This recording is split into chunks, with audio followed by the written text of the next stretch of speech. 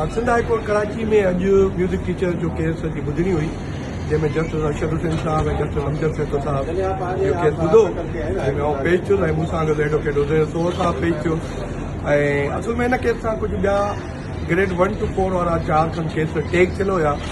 अॼु जी ॿुधणी में उहे चारई केस जेको आहे सो ख़तमु कया विया ऐं असांजो केस असांजे दलीलनि खां पोइ क़ाइमु रखियो वियो। असां चयोसीं त इहो 14 ग्रेड जो केस आहे, म्यूज़िक टीचर जो केस आहे। Honourable Sindh high court Sukkur bench जे फ़ैसिले तहत सॼो प्रोसेस थियल आहे, उनजा मेडिकल थियल आहिनि, उन्हनि जो एडवर्टाइज़मेंट थी हुई, उन्हनि जो टेस्ट थियल आहे IBA सक्खर खां। सॼो प्रोसेस खां पोइ जॾहिं जॉइनिंग जो मरहलो आयो कुझु खे त जॉइनिंग बि मिली हुई त उहे सॼा रद्द कया विया MKM जे चवण ते जेका हिते सिंध हाई कोर्ट कराची में आई हुई। हालांकि उहा दुर बि न हुई। कोर्ट सां गॾु असांजूं ॻाल्हियूं ॿुधी ऐं असांजो केस क़ाइमु रखियो आहे ऐं ईंदड़ ॿुधणी 12 मई ते मथे महीने रखी आहे। उमेद चङाई थींदी।